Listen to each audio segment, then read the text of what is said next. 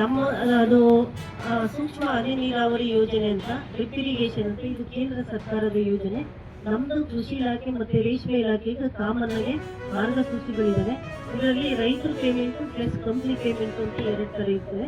ರೈತರ ಪೇಮೆಂಟ್ ಅಂತಂದ್ರೆ ರೈತರು ಆರ್ಥಿಕವಾಗಿ ಸಬಲರಾಗಿದ್ರೆ 100ಕ್ಕೆ 100% ಅವರು ತಮ್ಮ ಹಣ ಖರ್ಚು ಮಾಡಿ ಮೆಟೀರಿಯಲ್ ತಂದು ನಮಗೆ GST ಬಿಲ್ ಕೊಟೇಶನ್ ಮತ್ತೆ GST ಬಿಲ್ ಕೊಟ್ಟರೆ ನಾವು ರೈತರ ಅಕೌಂಟಿಗೆ ನೇರವಾಗಿ ಪೇಮೆಂಟ್ ಮಾಡಲಿಕ್ಕೆ ಅವಕಾಶ ಇದೆ. ರೈತರು ಆರ್ಥಿಕವಾಗಿ ಯಾರು ಸಬಲರಿರಲ್ಲ, ಅವ್ರು ಏನ್ ಮಾಡ್ತಾರೆ, ಅಂಗಡಿಗಳು ಅಂದ್ರೆ ನೋಂದಾಯಿತ ಕಂಪನಿಗಳು ಇಡೀ ರಾಜ್ಯದಲ್ಲಿ ಸುಮಾರು 150ರಿಂದ 200 ಕಂಪನಿ ಅಪ್ರೂವಲ್ ಇದೆ. ಕೃಷಿ, ತೋಟಗಾರಿಕೆ, ರೇಷ್ಮೆ ಇಲಾಖೆ ಇಡೀ ಸ್ಟೇಟ್ ಅಲ್ಲಿ ರೈತರು, ಉದಾಹರಣೆ ಒಬ್ರು ರಾಮಪ್ಪ ಇಚ್ಛೆ ಪಟ್ರೆ ಮೈಸೂರು ಹೋಗಿ ಅವರು ಬಿಲ್ ತಂದ್ರು ಕೂಡ ಬಿಲ್ಲು ಕೊಟೇಶನ್ಸ್ ನಾವು ರೈತರಿಗೆ ಪೇಮೆಂಟ್ ಮಾಡೋಕೆ ಅವಕಾಶ ಇದೆ. ಅಪ್ರೂವ್ ಕಂಪನಿಯಿಂದ ಎಲ್ಲಾದ್ರೂ ರಾಜ್ಯದ ತರಬಹುದು, ಚಿತ್ರದುರ್ಗ ರಾಜ್ಯದಲ್ಲಿ ಎಲ್ಲಿ ಬೇಕಾದ್ರೂ ತರಬಹುದು. ರೈತರ ಪೇಮೆಂಟ್ ಕಂಪ್ನಿ ಪೇಮೆಂಟ್ಗೆ ಯಾವಾಗ ಹೋಗ್ತಂದ್ರೆ ರೈತರು ಆರ್ಥಿಕವಾಗಿ ಅವರಿಗೆ ದುಡ್ಡಿರಲ್ಲ.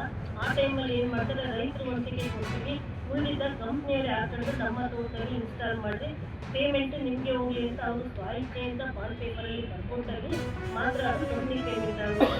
ರೈತರು ಆರ್ಥಿಕವಾಗಿ ಸಬಲರಾಗಿದ್ದರೆ ರೈತರ ಪೇಮೆಂಟ್ ಕೂಡ ಮಾಡೋಕೆ ಅವಕಾಶ ಇದೆ. ರೈತರು ಅವ್ರಿಗೆ ಯಾವ ವಿಷಯ ಬರುತ್ತೋ ಅದಕ್ಕೆ ಅವರು ಒಪ್ಪಿ ಅರ್ಜಿ ಮಾಡೋದಕ್ಕೆ ಅವಕಾಶ ಇದೆ. ವಿಚಾರ ಮಾಡಿದ್ವಿ, ನಮ್ಮ ತಾಲೂಕು ಎಲ್ಲ SIHಗಳು ಕೂಡ ಇಲ್ಲೇ ಬಂದಿದ್ದಾರೆ. ಕಚೇರಿಗೆ ಬಂದಂತ ಸಂದರ್ಭದಲ್ಲಿ ಆ ತರ ಯಾವುದೇ ಘಟನೆ ರೈತರಿಗೆ ಅರ್ಜಿ ತಂದ್ರೆ ವಾಪಸ್ ಕಳ್ಸಕ್ ಬರಲ್ಲ. ಕಾರಣ ರೈತರು ನೀವು ಕುತ್ಕೊಂಡ್ರೆ ಆನ್ಲೈನ್ ಕಚೇರಿಗೆ ಬಂದು ಅರ್ಜಿ ಕೊಡಬೇಕು ಅಂತ ಇಲ್ಲ, ಆನ್ಲೈನ್ ಮಾಡಿದ್ರಿ ಈಗೆಲ್ಲ ಅರ್ಜಿ ಅಂತ ಹೇಳಿ ನೀವು ಆನ್ಲೈನ್ ಅಲ್ಲೇ ರಿಜಿಸ್ಟರ್ ಮಾಡುವಂತ ಪ್ರಕ್ರಿಯೆ ಇದೆ.